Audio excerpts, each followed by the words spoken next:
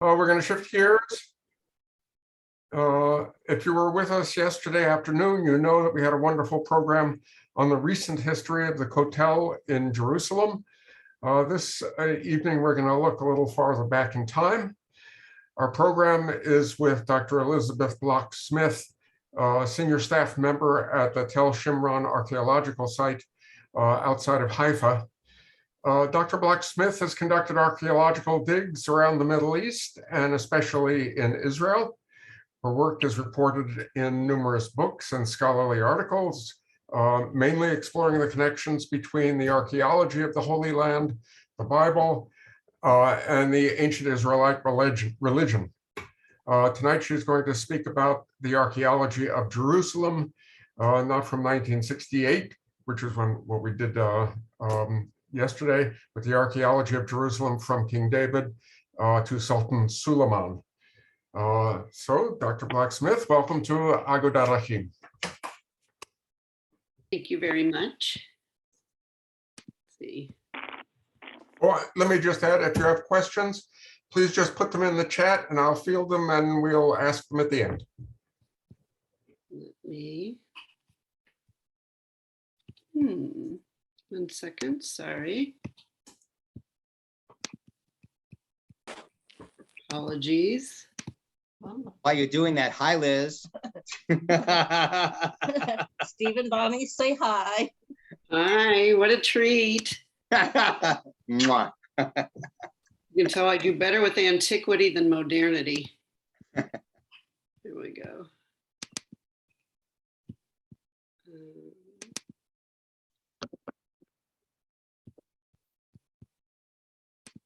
All right, now we should. Yes. Okay. Can you all see the PowerPoint and hear me? Yes? Yes. Mazel tov. All right. The archaeology of Jerusalem from King David to the present.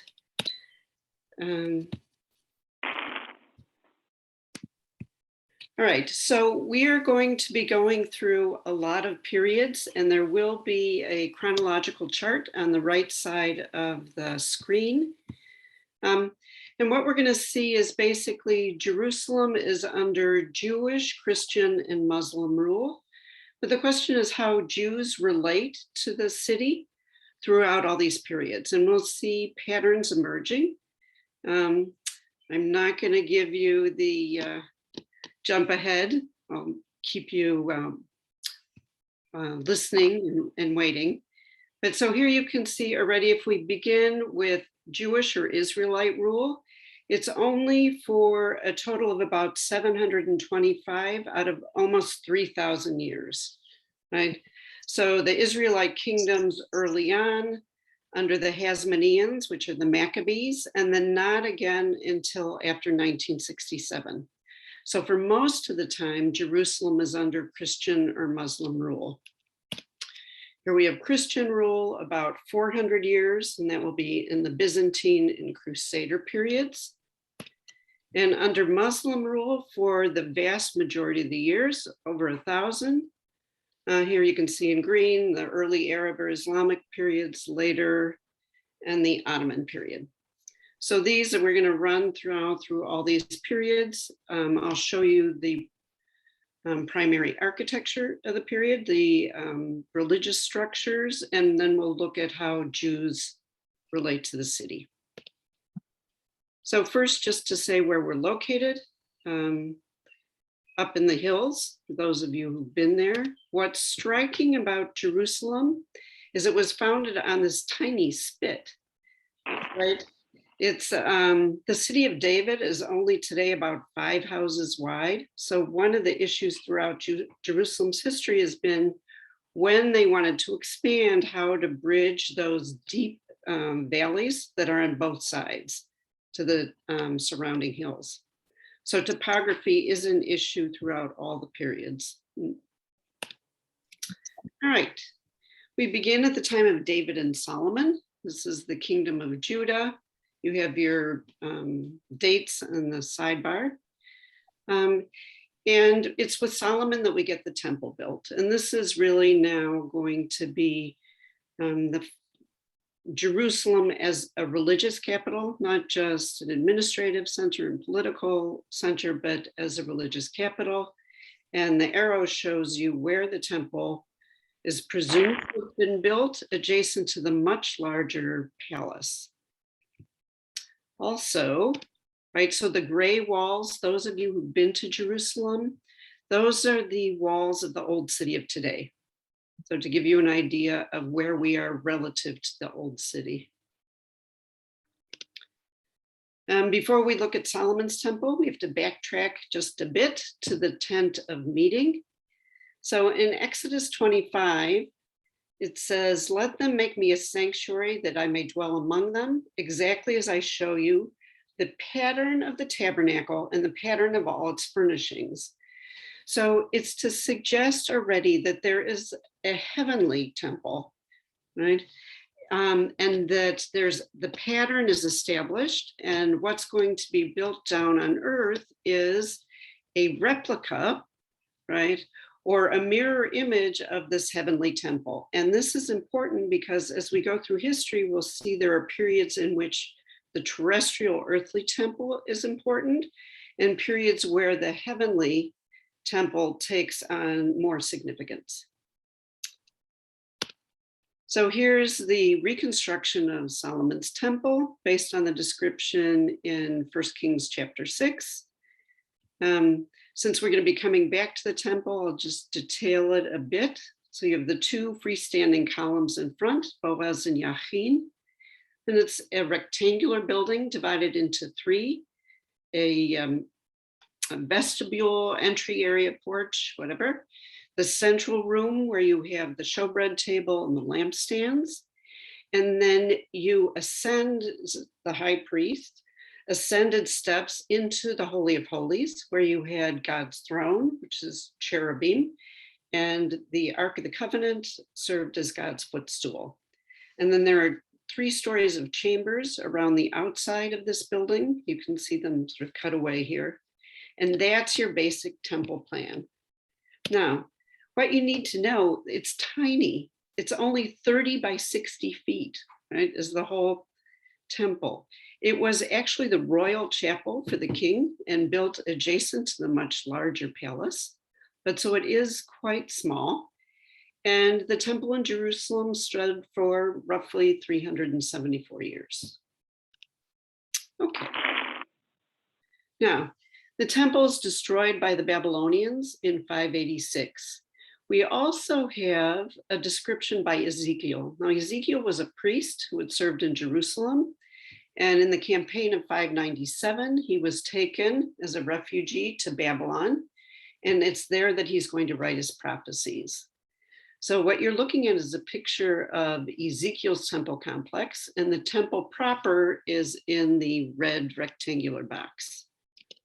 Now, in the book of Ezekiel, he has a vision where he's taken to Jerusalem and shown the greatly expanded temple. So here there's this elevated square court, which measures 500 square cubits. Stairs lead up to a square inner sacrificial court, which is 100 square cubits. And from there, you went up into the temple, and within the temple up into the Holy of Holies, which was 20 square cubits. Okay, so Ezekiel has added this outer courtyard, making the temple now 500 square cubits. And one of the questions is this what the temple looked like in 597? So it had obviously developed from the time Solomon built it, as described in 1 Kings 6, or is this some kind of a heavenly image, right? That it's so symmetrical, it's so large.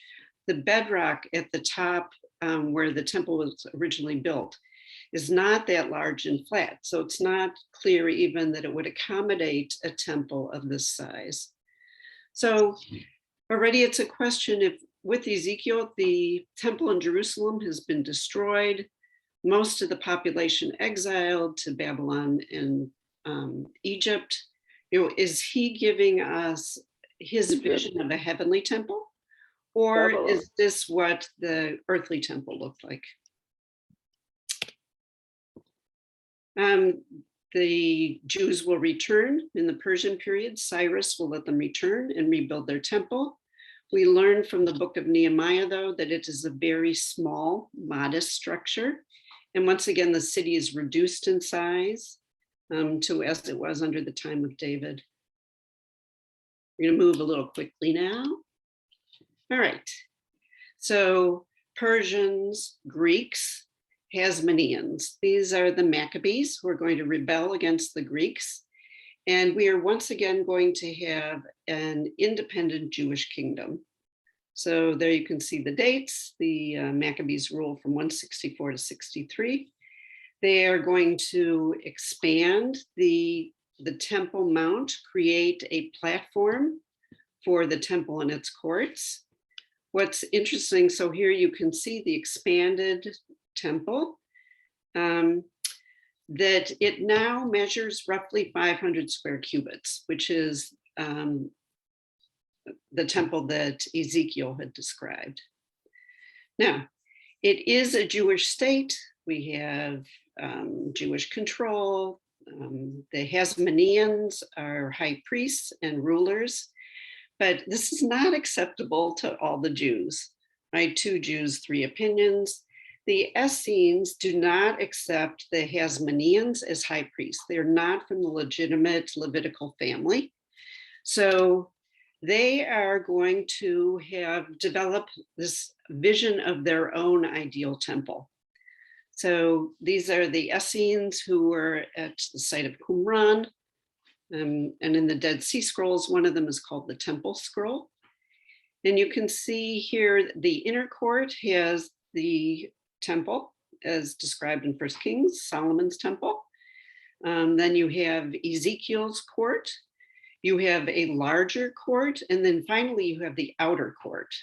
Now, this is definitely not a terrestrial temple. If you look on the right, you can see this plan superimposed over the city of Jerusalem. And you remember how the original city was that little spit with deep valleys on 3 sides and the surrounding hills.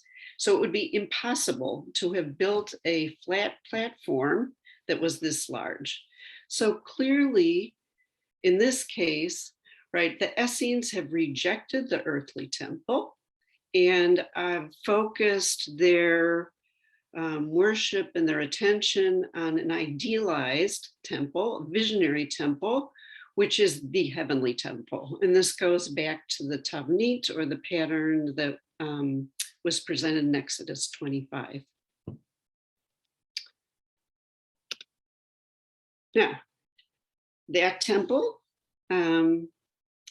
is going to be rebuilt, expanded, and embellished by King Herod, who is now serving under the Romans. So technically, we're no longer an independent Jewish state, but Jews still are ruling from Jerusalem. And you can see already from the plan that this is a largely expanded platform with the temple on top. Here we have a reconstruction of what it would have looked like. So thanks to my son, I can tell you that the top of this platform is the size of 10 football fields without the end zones. It's the largest temple complex in the entire Roman Empire. And it would have been absolutely magnificent, right? So the X, we saw that just came in, marks where the Western or Wailing Wall is of today, right? Where Jews come to worship in Jerusalem. It is part of the side of this massive platform. It's not an actual wall of the temple, just of the platform. And this is, if you visit the Israel Museum in Jerusalem, there is a model of what's called Second Temple Jerusalem, Jerusalem with Herod's temple. And there you can see that this temple complex is, just dominates the city.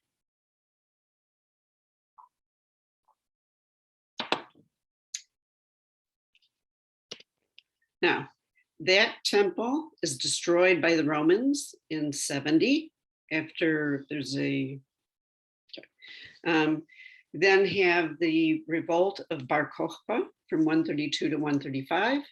And following that revolt, Hadrian will come in and decimate Jerusalem as is and rebuild it as a Roman garrison town. So you can see on the map in the sort of lower left-hand corner of the city where it says Camp of the 10th Roman Legion. That's where the Roman soldiers are stationed. And the city is set up on the classic Roman plan with north-south and east-west streets. And this plan will continue into the old city of today. Now, what the Romans are going to do is they've completely decimated the Temple Mount platform. They're put statues of Roman dignitaries up on top, and they're going to build a temple of Jupiter over the site which according to Christians is where Jesus was crucified, buried, and resurrected. So they are obliterating any signs of Jewish and Christian sites. So the question is now the Jews, right? How do they relate to the city where the Temple Mount has been utterly destroyed? And we see a response in the Mishnah. Here you can see codified by Judah Hanasi, Judah the Prince, around 200. And we're going to look at Kodashim, the tractate Midot. It says, the Temple Mount was 500 cubits by 500 cubits. Greater part of it is on the south, next to that on the east, next to that on the north, and the smallest part on the west. Part which was most extensive was the part most used.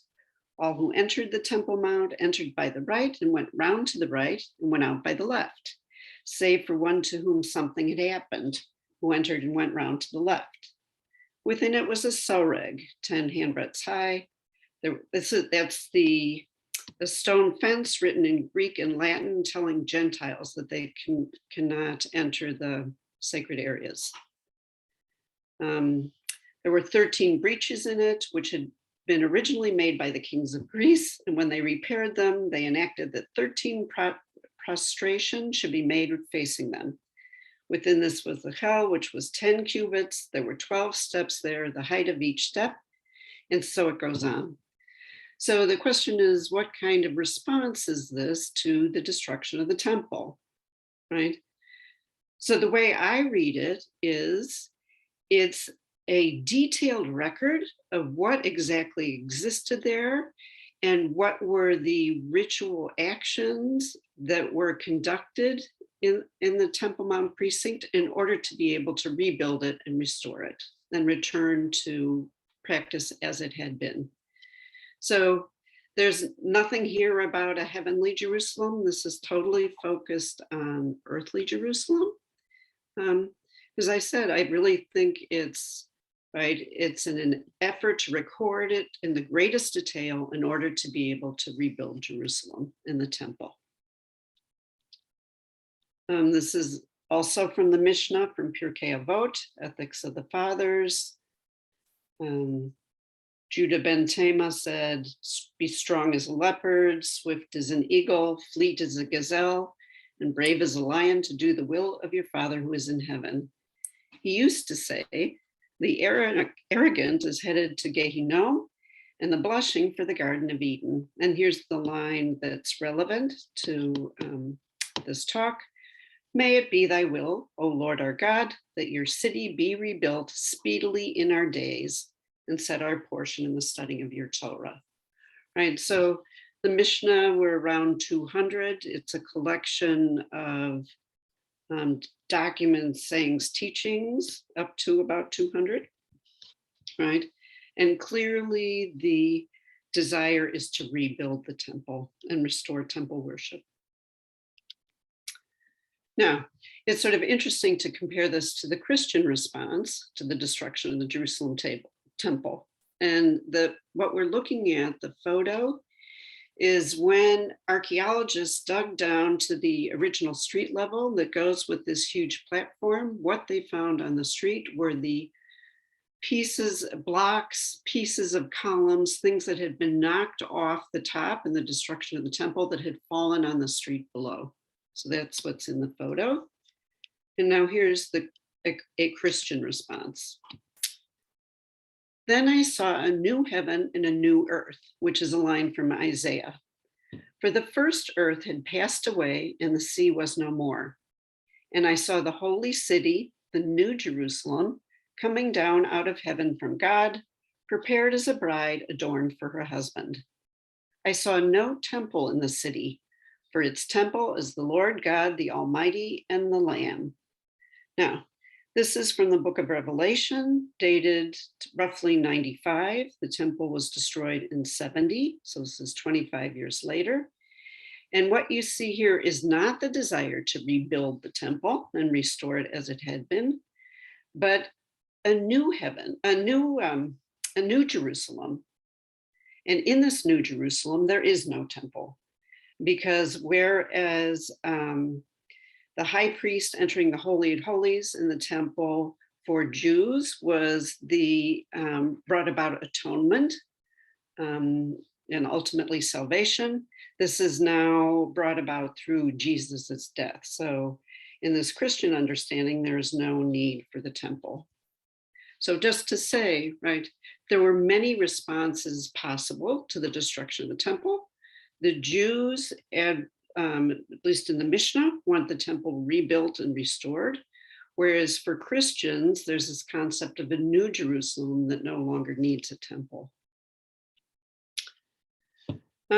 Which brings us to the Byzantine period. It's a peaceful transition from Roman to Byzantine. Constantine converts to Christianity and makes it the official religion of the empire. And what's going to happen to Jerusalem is it's now going to become a Christian city. The Church of the Holy Sepulchre is the major structure. And notice it's not located on the Temple Mount platform. It's located at the site, allegedly, of the crucifixion, burial, and resurrection of Jesus. You can see the picture in the center at the bottom is what this early version of Church of the Holy Sepulchre looked like. It consisted of a basilica that was adapted for worship, and a Roman basilica and a Roman martyrium over the tomb. But you can see also all these churches are going to be built. Now, Jews are banned from living in the city.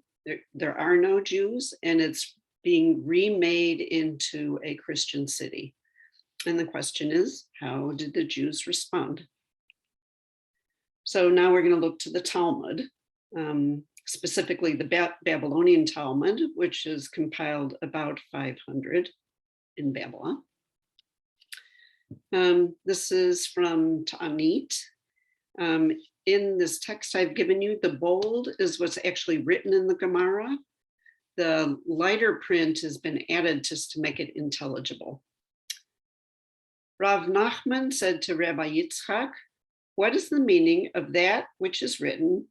It is sacred in your midst, and I will not enter the city." And that's a quote from Hosea. This verse is puzzling. Because it is sacred in your midst, will God not enter the city? Rabbi Yitzchak said to Rav Nachman that Rabbi Yochanan said the verse should be understood as follows.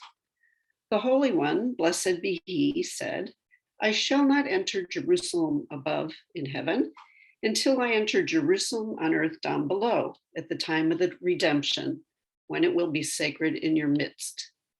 The Gemara asks, and is there such a place as Jerusalem above? The Gemara answers, yes. As it is written, Jerusalem built up, a city unified together in Psalm 122. The term unified indicates that there are two cities of Jerusalem, a heavenly one and an earthly one, which are bound together. And so here in the Talmud, now, right, we're in the Byzantine period. The city has been completely rebuilt as a Christian city with churches.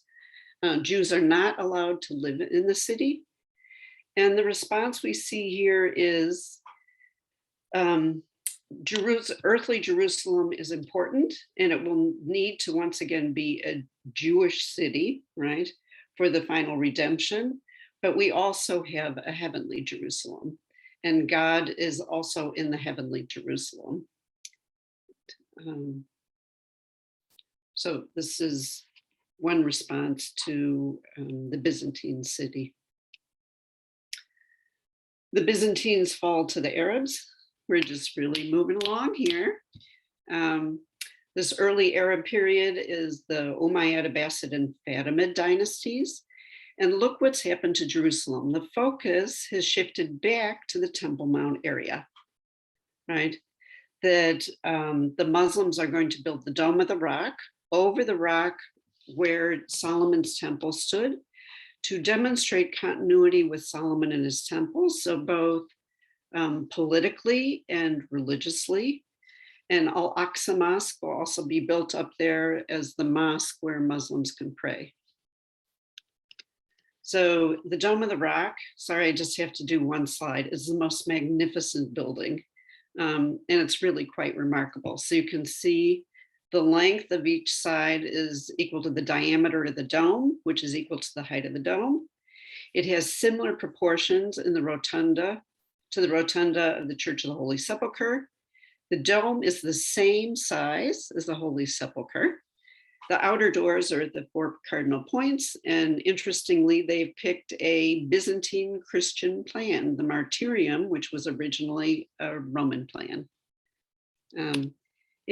Here we are looking from the top of the dome down at the rock. So this is the rock, according to Jewish tradition, of the Garden of Eden and creation, where Abraham was prepared to sacrifice Isaac. And this is now in Muslim tradition, will also be the site of the final judgment and redemption. And here you can see a picture of the Dome of the Rock today, which is very similar to what it looked like when it was built in 691. And interestingly, there you can see that gray dome in the distance in the photo is the dome of the Church of the Holy Sepulchre. And it's quite clear that the two are competing domes, but the Dome of the Rock, with its originally gilded, but now still golden colored, is the one that's visually dominant and the far more aesthetically pleasing structure. But so we have now competing narratives in the Old City, right? There's the rock of what had been Solomon's temple, and now the Dome of the Rock, which is also where Muhammad will ascend to heaven on his steed El Burak, as opposed to the rock under the Church of the Holy Sepulchre, which is the rock where Jesus was crucified, buried, and resurrected. The Jews. Now, whereas the Christians banned the Jews from living in Jerusalem, the Muslims allow them to live and worship in Jerusalem. So we have a 7th century synagogue in a Byzantine courtyard house. You can see on the walls of it, painted on the plaster, were representations of the Holy Ark and menorahs, and that the plaster with those paintings was found. Also, a page out of the Guide to Jerusalem from the Cairo Geniza mentions 70 Jewish families allowed to settle in, here's the quote, south of the city, and this was the marketplace of the Jews. It was their wish to be nearby to their holy place and its gates, as well as the waters of Siloam for immersion. It's so, under the Muslims, we have Jews again living in Jerusalem, though the site of the temple, the holy site, is now the Dome of the Rock, a Muslim sacred structure. The Crusaders will defeat the Muslims, and once again, the city will revert to a Christian city, and Jews will be banned from living in it. The emphasis and the focus will be on the Church of the Holy Sepulchre again, and you can see the arrow is pointing to the church. The Dome of the Rock will be turned into a church. Al-Aqsa Mosque will become the headquarters for the Knights Templar, and other Muslim structures will be appropriated for Christian use. Here's the Church of the Holy Sepulchre. You can see in the photo what it looks like today, but most of that is the Crusader period building. So you can see the actual plan, the Crusader period plan on the bottom right in the photo, what it looks like today. The biggest change, if you remember, there was originally the Basilica for worship and then the separate martyrium over the grave. So it's now all been united into a single building and made sort of it's the end of the Via Dolorosa, the Way of the Cross. So as pilgrimage from the point where Jesus was condemned to death to the point where he is buried, crucified and buried, right? So those last stations are now all within the Church of the Holy Sepulchre. The Jewish community, here's a letter from the Cairo Geniza that dates to the Crusader period, around 1100. The letter attempts to raise money among the Jews of Cairo to defray expenses of the Ashkelon Jewish community accommodating Jewish refugees, also to raise money to ransom Jewish captives, and also books looted from Jerusalem synagogues. Right, so Jews have been largely massacred, have been taken captive to be ransomed and killed. This is also the same period. Judah Halevi was during the period of the Crusades. One of the more beautiful poems relating to Jerusalem. I'll read the Hebrew and you can see the English translation. Libi v'mizrach v'anochi b'sof ma'arav. Ech et ama et asher ochal ve'ech ye'erav. Echa ashalem nidarai ve'esarai. Ba'od Sion bechevel Edom va'ani bechevel Arav. Yekal be'enai azov kol tuv Sfarad. Kamo yekar be'enai ra'ot afrot devir necharav. So that's Judah Halevi writing during the time of the Crusades. So what you can see here is very much still this connection to the earthly terrestrial city of Jerusalem and the temple, right? That it's not as if they're giving up on the earthly city and focusing on a heavenly Jerusalem. Very much prayer is still directed towards Jerusalem, and it's the terrestrial city remains the focus.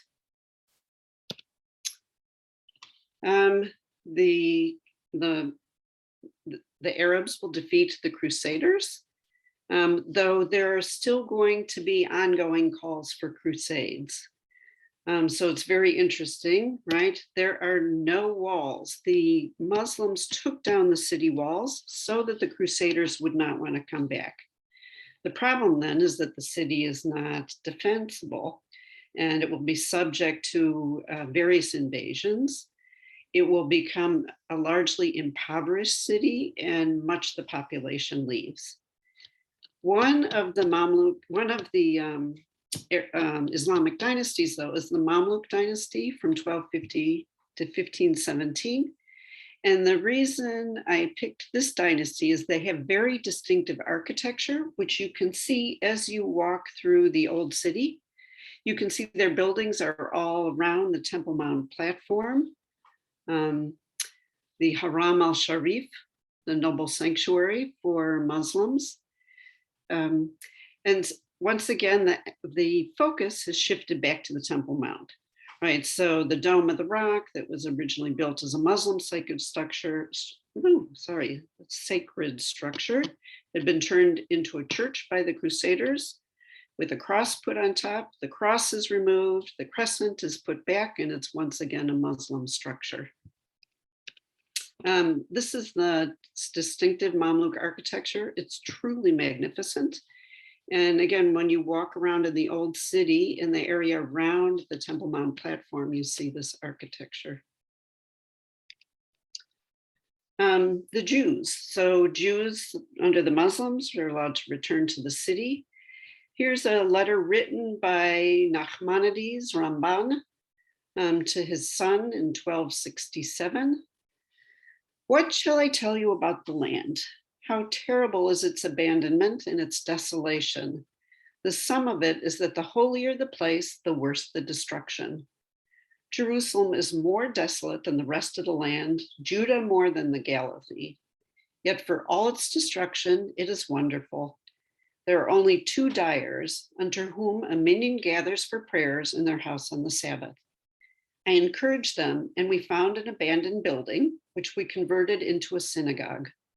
For there are many Jews who come to Jerusalem, men and women from Damascus, Aleppo, and other places, to see the temple and to weep over it.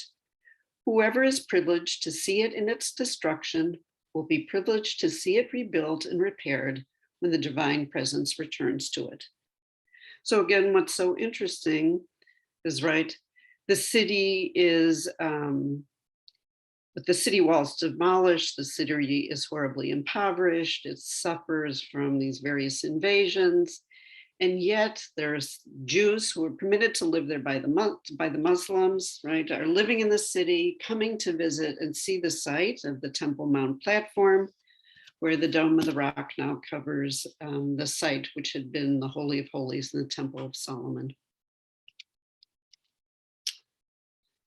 All right. The Ottoman dynasty, right,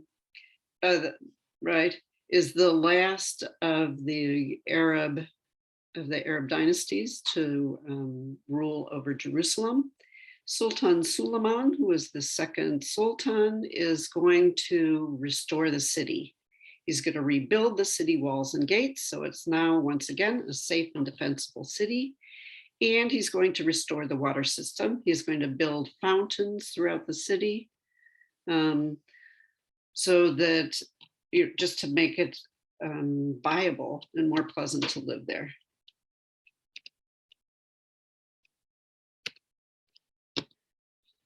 So Jews are now living, oh, wait, I'm sorry.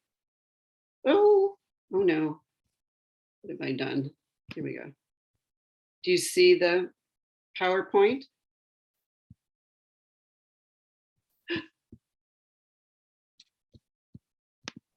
I think you unshared it.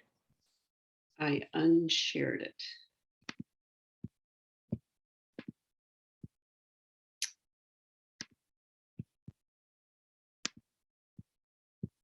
All right, I want to go Better. back. There we go. Sorry about that. Okay, here's what I wanted to show you. Under the Muslims, we now have churches, new churches are being built in the Christian quarter in the sort of northwest, and 4 synagogues are being built in the Jewish quarter. So under Suleiman and the Ottomans, the Jews are rebuilding the Jewish quarter. Now,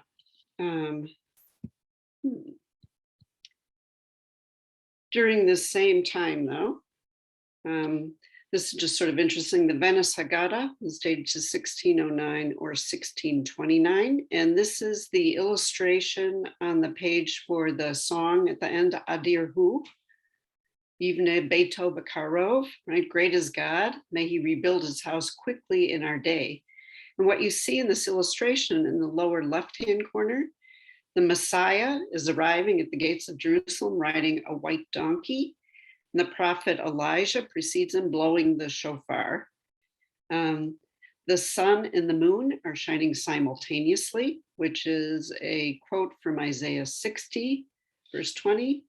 Thy sun shall no more set, nor shall thy moon withdraw itself. For the Lord will be thy everlasting light, and the days of thy mourning shall be ended.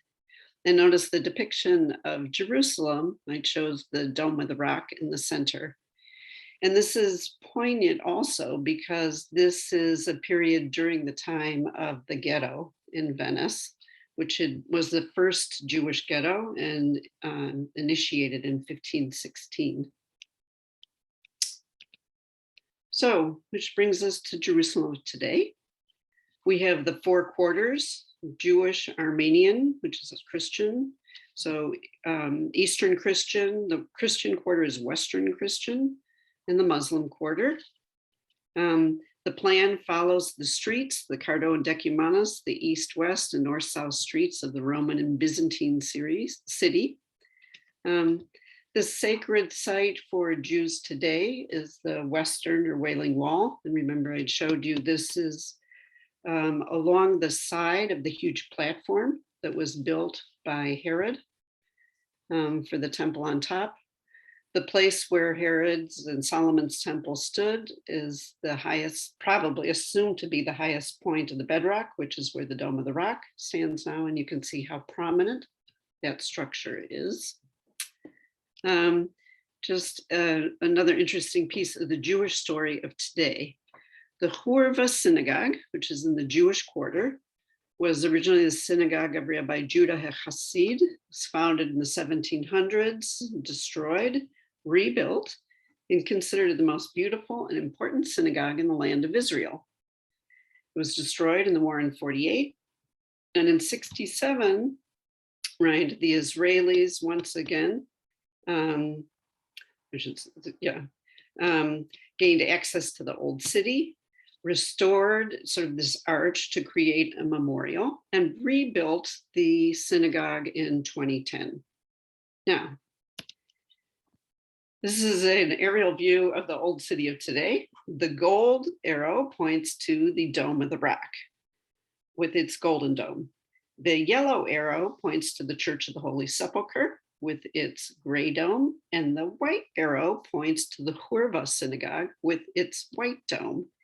Technically, the Hurva is the highest of the three domes, but it's really the Dome of the Rock with the golden dome, which is the most prominent in the city, followed by the Church of the Holy Sepulchre with its massive gray dome. Now, what I've shown you is through history, terrestrial Jerusalem has remained the focal point for all Jews. That we certainly have a notion of a heavenly Jerusalem, and Ezekiel, when the city was destroyed, seems to have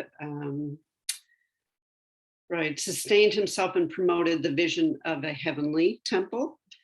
And at the time of the Dead Sea Scrolls, when the Hasmoneans were the high priests in Jerusalem, and the Essenes rejected them from not being of the legitimate priestly family, right? They too developed a notion of a heavenly Jerusalem that would someday ideally be implemented here on earth.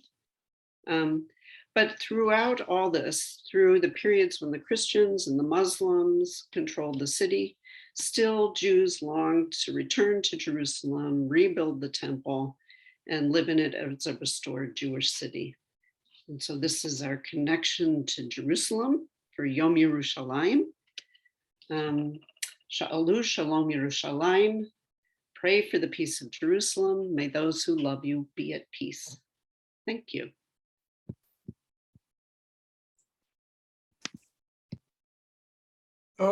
Thank you so much. It was lovely. If you would like to ask a question, probably the simplest thing would be to put it in the chat, and you can address it to everyone, or you can address it to me, either one. There were a couple of things that I wanted to ask with Liz. When you're early in on the talk, when you were speaking about an early Christian response to this destruction of the temple, you mentioned that their response was to think in terms of a heavenly temple. And what I wasn't sure about is whether we're talking about a time when the Christians are Jews or whether the Christians are Gentiles, and did the Jewish and Gentile Christians have different responses to that experience? So the book of Revelation is roughly the year 95 or so. Revelation is a book, it's a Christian book written to Christians. So at that point, that is not a Jewish response. The Jewish response seems to be overwhelmingly in the text, the desire to rebuild the temple and in a restored Jewish Jerusalem. Thank you for the question. Looking in the chat, I see something from Rabbi Spitzer. I'm not sure I get what that question is. Maybe you just want to say it. Oh, I was responding to the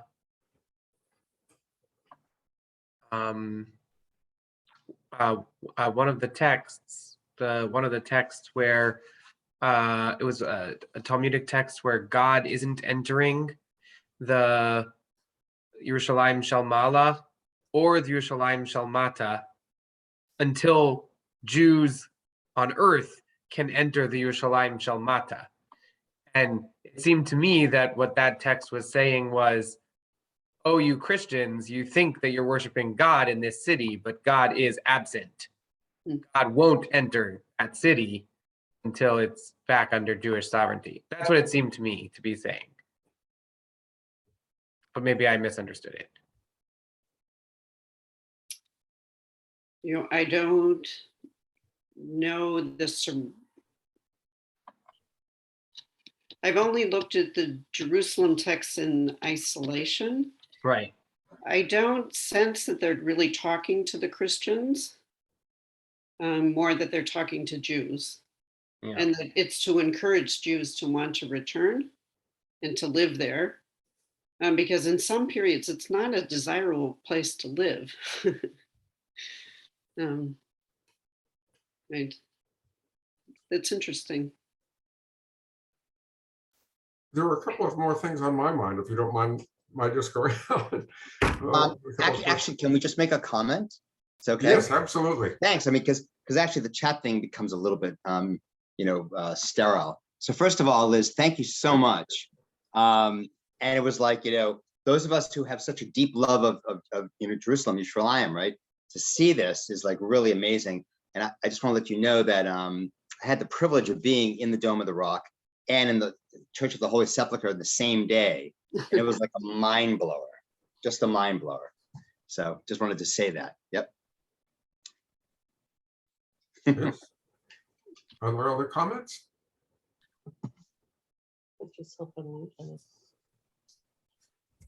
There are two things that are on my mind that just from my own experience of being there. As I sort of wandered around the outer wall, current walls, there is one gate at least that is blocked up and that I have heard was deliberately blocked up to prevent the entrance of the Messiah. Is that story right? So it's the Golden Gate. It's the only one of the gates that leads directly onto the top of the Temple Mount platform. It was probably blocked up in the Byzantine period.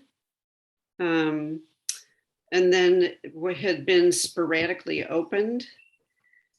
It was blocked up again in the Arab period, and they also established a cemetery right in front of the gate, so the Jews could not, even the Jewish Messiah could not enter through that gate because it would be tameh, it would be ritually impure area. But yeah, it was originally blocked in the Byzantine period. And it may have been in part for the security of the Temple Mount platform as a way to protect what was going on up on top of the platform. Functionally, it does mean Jews, even if the gate were to be open, Jews wouldn't go through there because of the cemetery.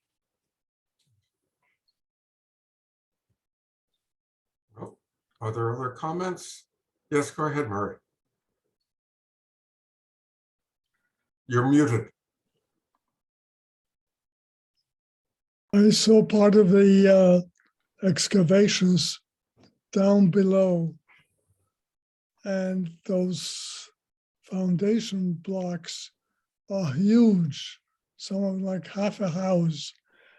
Is there any literature that explains how such huge rocks were moved into place. So you're talking about the construction of the actual platform? No. No, no, down the below. I think it's probably. There was a recent, a few years ago, excavation down by the foundation. I think it's the city of David. It's referred to as the city of David. Okay. So, by far the largest blocks are in the Temple Mount platform. I think the largest one weighs 41 tons, something like that. So that's the big question is how that was constructed. But they had the technology to move very large blocks, especially by the Roman period. A lot of it was slave labor, unfortunately, Jewish slaves. They're moving huge columns, right? So they had the technology. They had winches for lifting things. If you go to Hebron, to the Tomb of the Patriarchs, that was also built by Herod. You can see, again, these massive stones that weigh several tons. So I'm not sure specifically which stones you're referring to and of which period. But like I say, the largest stones are in the Roman period. The Temple Mount platform is interesting. The largest stone weighs 41 tons. The question is how they got that sucker in place. The assumption is that some of these stones were just cut out of the bedrock right there. So they didn't actually have to move them or move them very far. But we have, for instance, huge columns in quarries that have been found in other parts of Jerusalem that were intended for probably the Temple Mount. They broke and while they were being carved, so which is why they're still sitting in the quarry. But it means that they were able to transport and then lift these very heavy stones and columns. Thank you. I have a question here from Marty Greenberg. Are there other images of a Messiah besides the one in the Venice Haggadah?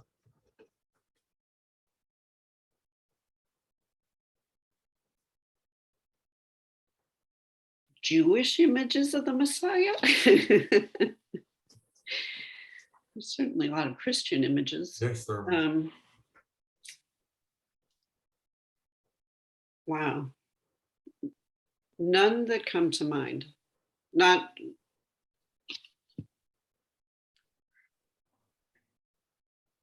No. Rabbi Spitzer has a comment. No. Yep.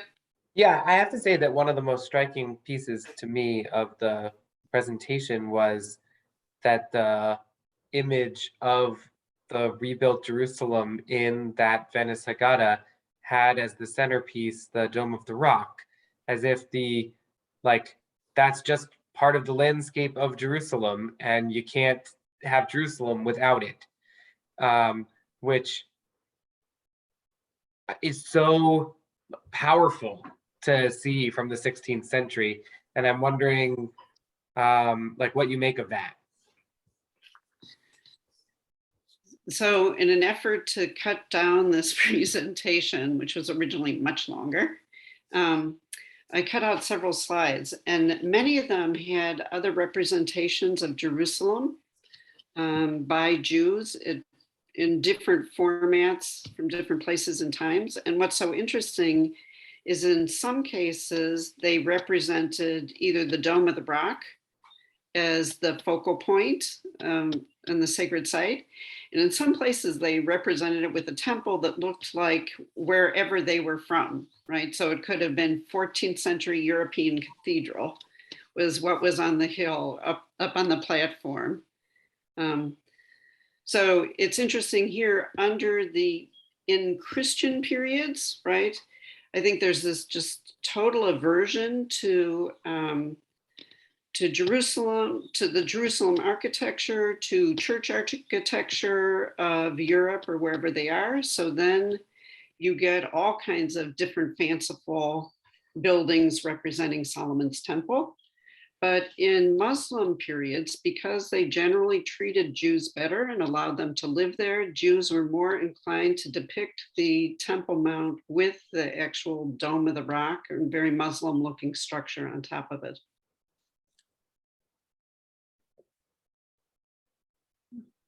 Other comments?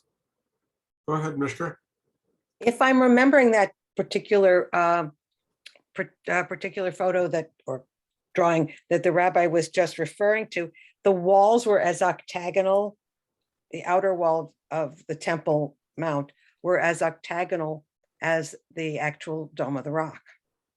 And I wondered how that happened, how that came to be, especially in the minds of the Jews who anticipated rebuilding the temple.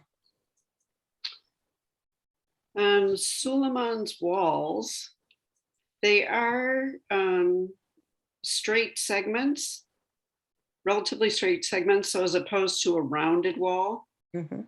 And it may be that that's what they're trying to represent, but just making the whole thing look relatively symmetrical and pleasing.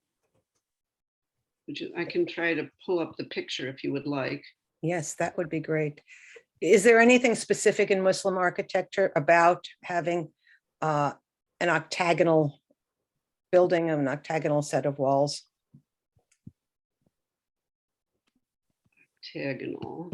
I'm not sure that's what I saw, but I think that's what I saw. Here we go. 2, 3, Yeah. 4, 5.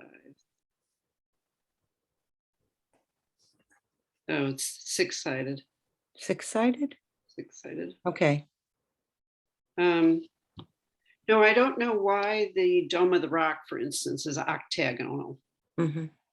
Um, Or maybe it's hexagonal from this drawing. oh, yeah, sorry. It's 8-sided.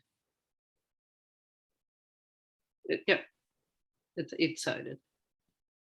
The actual Dome of the Rock. Mhm. Yeah, I also had the privilege of being in it now 40 years ago. And I do remember that. It's a magnificent building. Yeah. I don't recommend going in right now, but No. Mishka, did you go down the stairs into the lower part? Yeah. You go down the stairs? Yeah. Very, very powerful. Yeah. Yes. But then again, this was 40 years ago. Yeah, I was probably there around the same time. Not allowed now. Now, I don't see all of the people here, so I can't call on you. If you have something to say, I think go ahead and just say it. Actually, I have a quick question or comment. So Liz, that was a beautiful presentation. You also are extremely well known for all the archaeological digs that you've been on so many and for so long, right? Can you just make a brief comment about the connectivity of some of those digs you've done, and maybe the presentation today, or maybe not, but just in general, how have those digs like informed your connection to all of this, right? Just give us a little bit of a flavor, of that. I mean, I think people who become archaeologists are very tactile oriented, right? You like the stuff, you like the material culture, to feel it, to see it, that you feel how it shapes your environment, how, that it's a manipulation of space and object and how your body responds to it. It's a whole, right? Yeah. It's makes you keenly aware of the physical world, right? And how it influences people and how we construct the physical world in order to create a certain environment. And so, whereas other people may go into the old city and are quite taken with the smells and the people and all that, right? An archaeologist is very attuned to how's the street built, right? How does water drain in here? What are the nature of the openings? How have they adjusted to the heat, to the crowded conditions? You're just very aware of the physical world.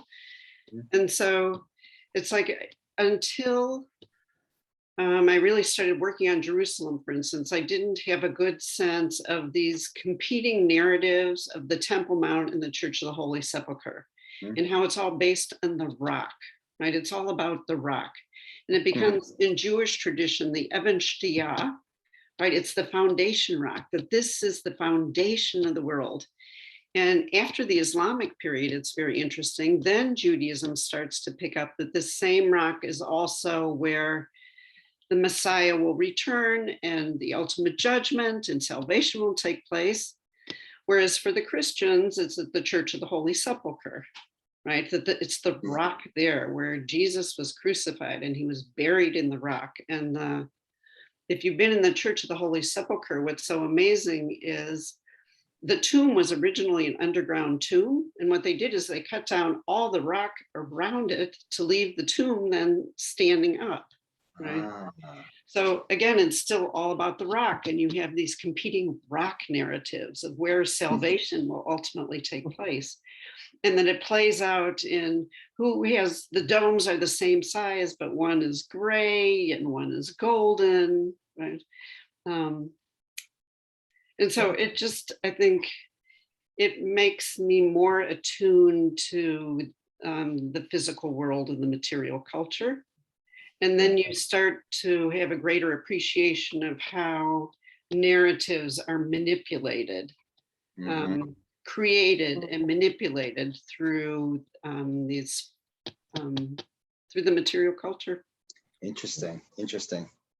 It's also an argument about the tombs. When I was in the Church of the Holy Sepulchre, I was shocked to find out that that original tomb inside of the rock is understood to be where Adam Harishon, the first person, is buried. But the Jewish tradition, of course, has that Adam Harishon, the first person, and Chava are buried in Me'arat HaMachpelah in Hebron, where all of the rest of our ancestors are buried. And so I was like, oh, like Jesus and the first person versus Abraham and the first person, and like the competing narratives around who is buried in this tomb originally. Why is it an important place in the first place? Right, it's creation to redemption. Right. I'm not sure that I'm correct about this, but isn't the rock also considered the place where Elijah then ascended into heaven? Oh, No? I don't think so. Okay, for some reason I had that in. Muhammad. Right, Muhammad. It's Muhammad. Yeah. Right, yes, Muhammad I know, but I was also thinking that Elijah, that was the launching pad for him. it gets thought to be up in the Galilee, right on Mount Carmel. Oh. That's interesting.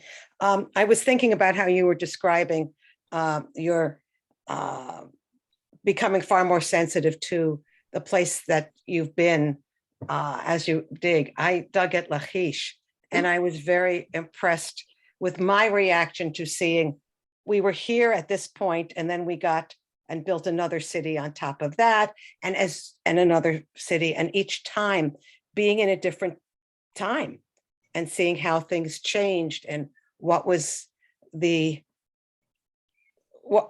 motive of living at every particular stage. That was a very clear way of identifying with where I was.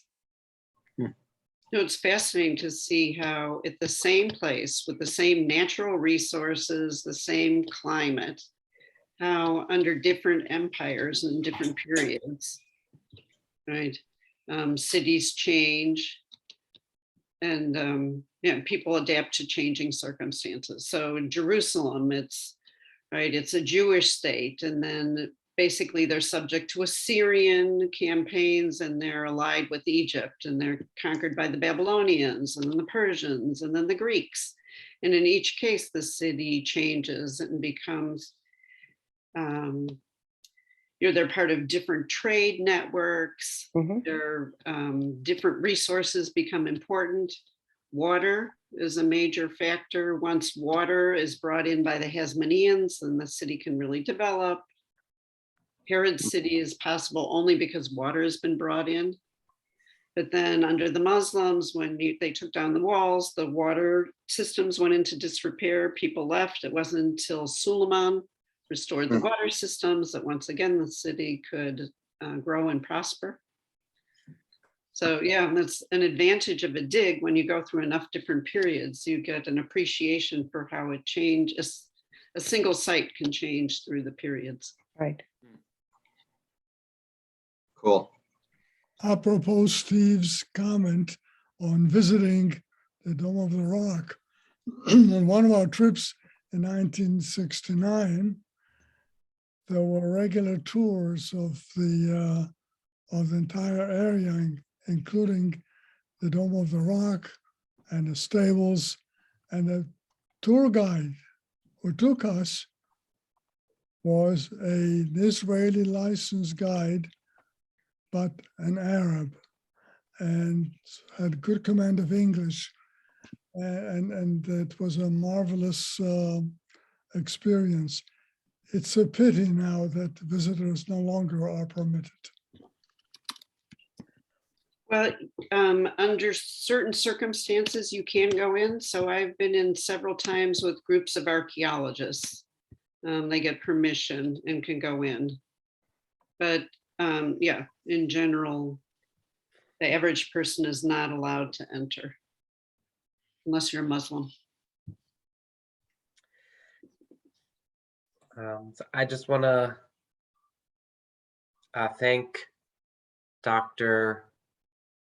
Liz Bloch-Smith for joining us this evening.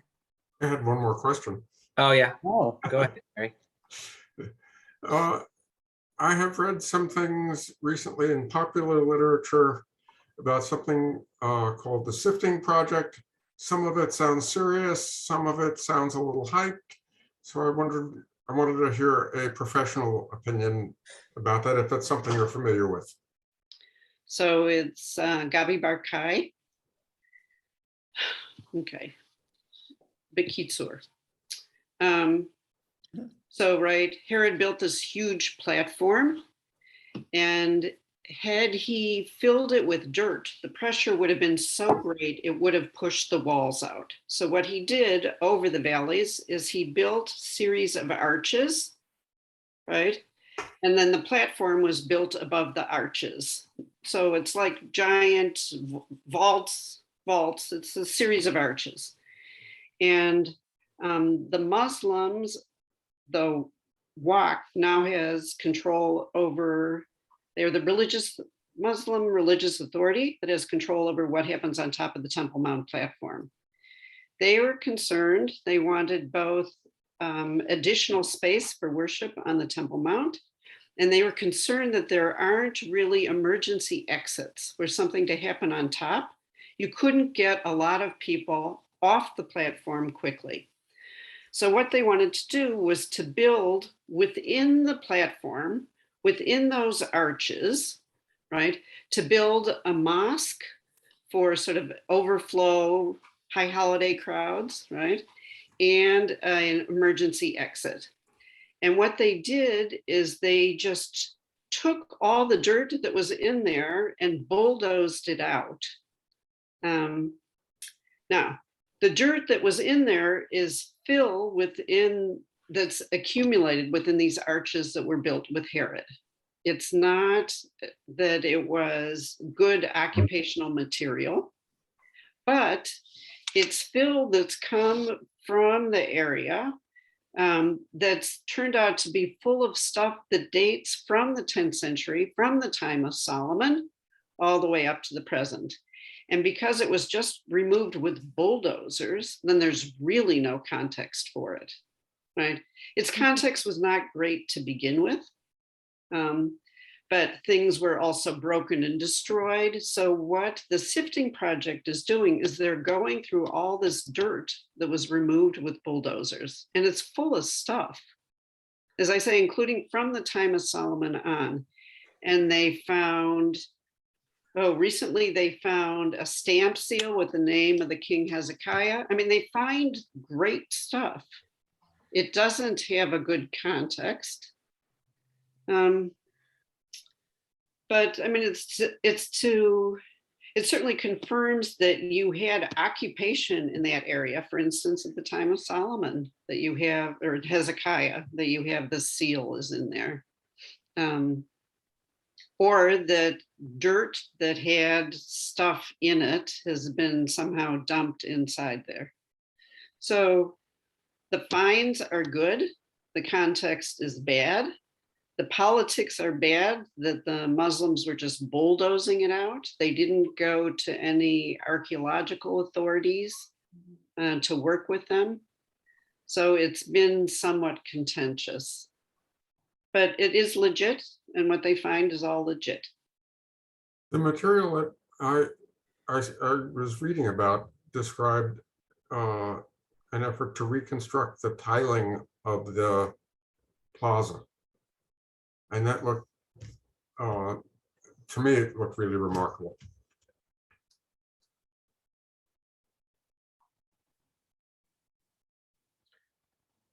Well, if there are no more questions, again, thank you.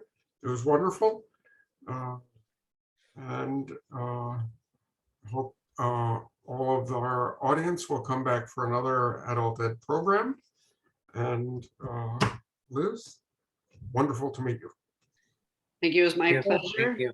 Thank you very I much. just want to close by putting us into context. First, of our educational theme this year, which has been our relationship with Israel.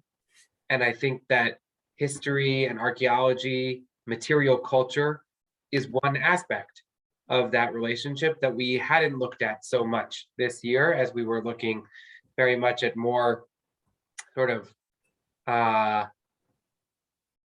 more head than physical form aspects of our relationship with Israel. I guess head and heart, but not hands. So this, I feel like, gives us that material culture aspect of our relationship to Israel that I think is really important. So that's one piece of context. And the other piece of context, as Liz mentioned at the beginning, is that this lecture is in honor of Yom Yerushalayim, which is this coming Sunday. And Yom Yerushalayim is the day which celebrates the reunification of Jerusalem after the 1967 war. That is the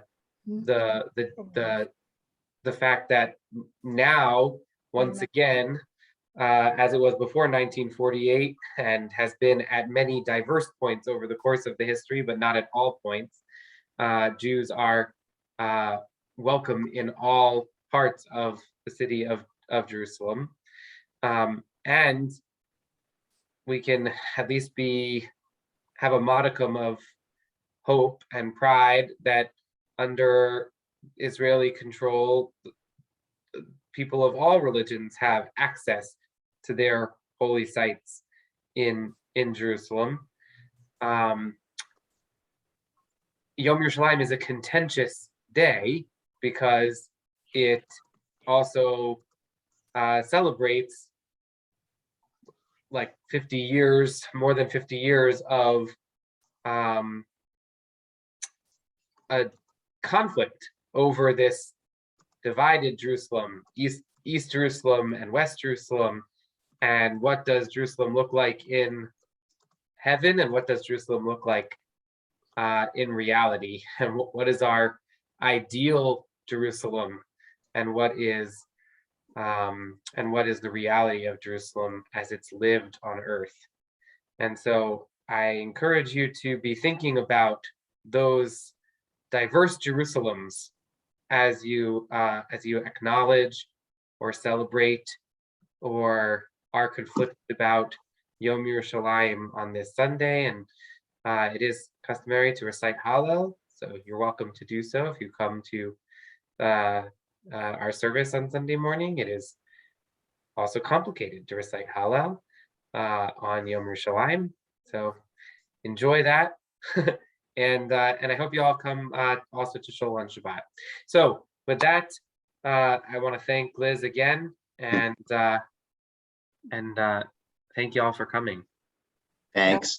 Thank Thank Liz, you that was very wonderful. much. That was lovely. Say Absolutely. hi to Mark for Hi, me. everyone.